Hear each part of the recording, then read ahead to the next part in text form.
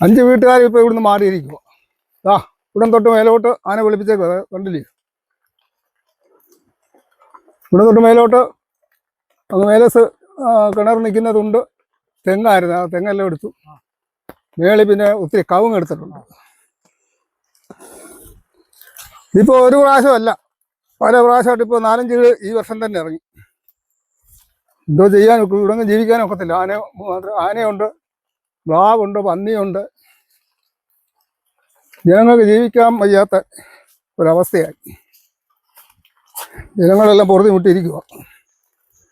എന്തോ ചെയ്യുമെന്ന് പറ.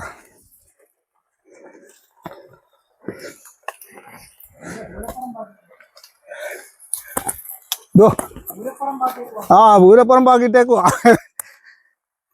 നശിപ്പിച്ച് ആറെണ്ണക്കല്ല, 6 എണ്ണമായിരുന്നു. 6 ആനയാ. 1-2 നമുക്ക് വീടില്ല. 6 ആന കയറി താർത്തിട്ടേക്കുവാ ഇത് മൊത്തം.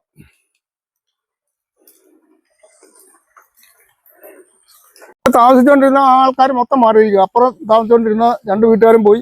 ഇത് മേളിൽ ആൾക്കാരുണ്ടായിരുന്നു, അവരെല്ലാം താമസം മാറിയിരിക്കും ആന ശല്യം കൊണ്ട്. അവരെല്ലാം മിറ്റം വരെ ആന എന്നതാണ്. തൽക്കാലം മോടറമ്പിൽ പോയി നിൽക്കുക. ഇനി എവിടെയെങ്കിലും വാടകയ്ക്ക് വീടെടുത്ത് ഇവിടെ കാണും. വാടകയ്ക്ക് വീടെടുത്താൽ എൻ്റെ അയ്യത്തെ കാടെടുപ്പ് നടക്കും. കയ്യാ റബ്ബർ തൈ. ഇന്നൊന്നും ആനയില്ല, ആന ശല്യമേ ഇല്ല. ഈ ഏരിയയിലൊന്നും ആന വരുന്നതല്ല. അപ്പോൾ ഇവിടുത്തുകാരോടൊക്കെ ചോദിച്ചു പറഞ്ഞു, ഇവിടെ അങ്ങനെ ഒരു പരിപാടിയില്ല, ആനയൊന്ന് പേടിക്കുക വേണ്ടെന്ന് പറഞ്ഞു.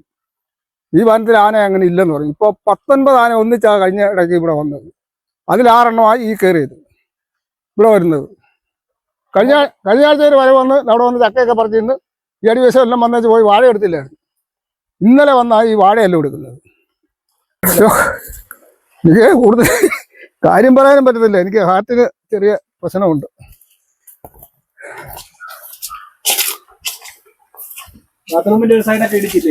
ബാത്റൂമിന് ഇതിന്റെ മേളിലൊരു കുറുക്കൊരു പടി ഇരുന്നതാ ഈ ഇളക്കിയിട്ടേക്കുന്നത്.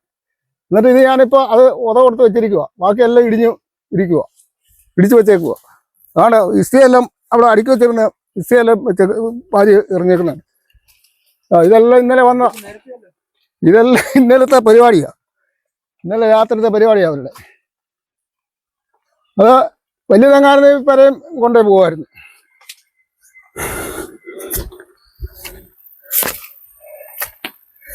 മേളിലോട്ട് ഉള്ള കവുങ്ങ് മൊത്തം മറിച്ചേക്കുക. തൈക്കവുങ്ങ് എല്ലാം കായ്ച്ചു തുടങ്ങിയതാ, മൊത്തം മറിച്ച്. നല്ല റബ്ബറിന്റെ തൈയുടെ മണ്ടയ്ക്കൊക്കെയാണ് കിടക്കുന്നത്. ഓരോ കളറുള്ള ഈടിയൊക്കെയാ കയ്യാലെയാ ചവിട്ടി ഇടിച്ചേക്കുന്നത്. നമ്മൾ കെട്ടി വെച്ചാലല്ലോ പിന്നെ ആന ഇറങ്ങില്ല. ഓടെ ആ പ്ലാവിൻ്റെ ഒട്ടിച്ചേക്കുന്ന പണിയുണ്ടോ ചക്ക പറിക്കാൻ.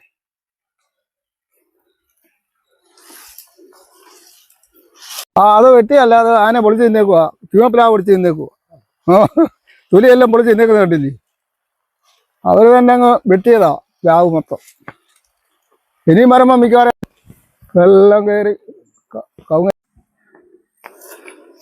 ഒരു വിധത്തിലും മനുഷ്യന് ജീവിക്കാനൊക്കെ അതില്ല. സർക്കാരിനൊരു നിയന്ത്രണവും ഇല്ല ഇതിനൊന്നും.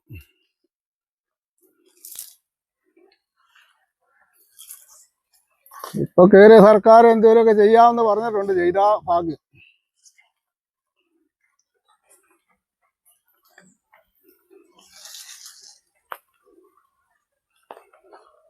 അതെല്ലാം പോയി അതിന്റെ നാരായണാമ്പ് വരെ വലിച്ചു കീറി തിന്നേക്കുക. എങ്കിലെങ്ങാണ്ടിപ്പോ വാടകയ്ക്ക് വീടെടുത്ത താമസമാണ്. ആ വീട്ടുകാർ താമസമില്ല ഇപ്പോൾ? ഇല്ല അവിടെ ഇല്ല. അതിന്റെ അടിവശത്തില്ല. മേളിലെങ്ങും ഇല്ല. ആനയെ പഠിച്ചു പോയതാ.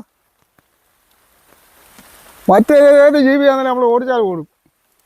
ആന വന്നു കഴിഞ്ഞാൽ ഒരു രക്ഷയില്ല. അത് കൂട്ടമായിട്ട് വന്നു കഴിഞ്ഞാൽ എന്തോ ചെയ്യാനൊക്കെ.